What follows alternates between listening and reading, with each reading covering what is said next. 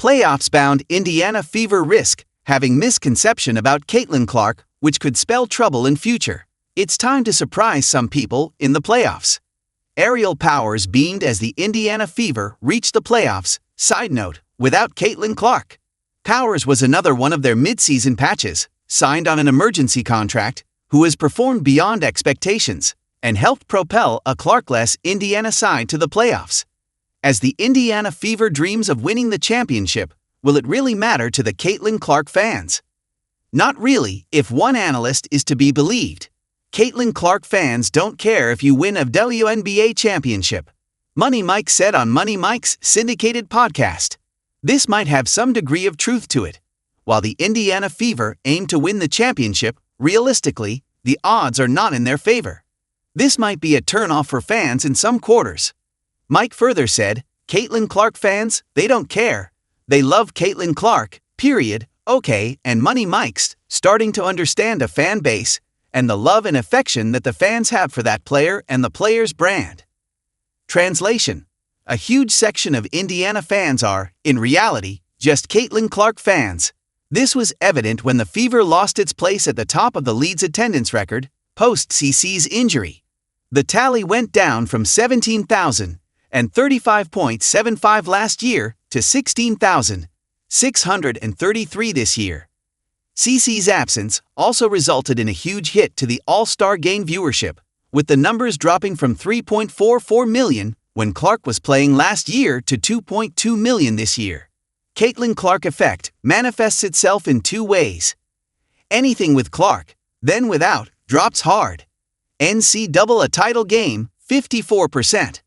Draft, 49%. All-Star, 36%. Regular season, 50% during her timeout, but still up for 2025. Austin Karp of the Sports Business Journal wrote on X, "This is further proof that a large chunk of Indiana Fever's revenues is coming from Caitlin Clark's brand value. This can potentially be an issue down the road if CC decides to move to new pastures or sustains a long-term injury like this year. However, to avoid that, the Indiana Fever have made significant efforts in 2025.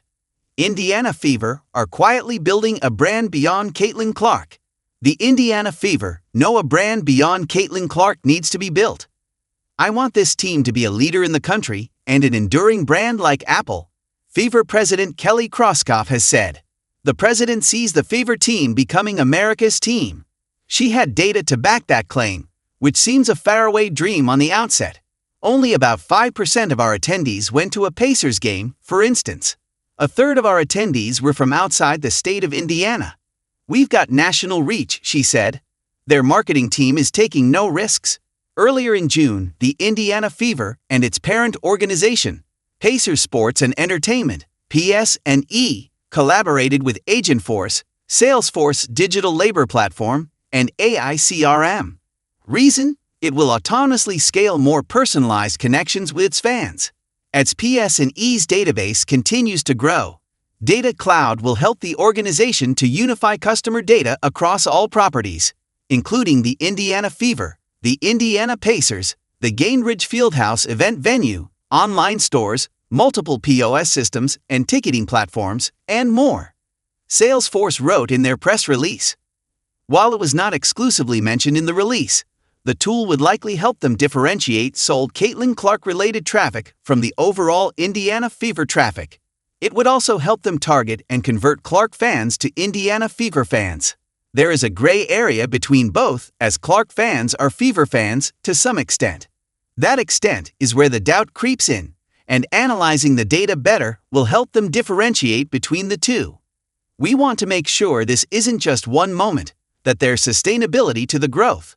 Kroskoff has said, while Caitlin Clark drives the spotlight, the Indiana Fever is making sure it builds a revenue model that doesn't suffer massive drop-offs in her absence.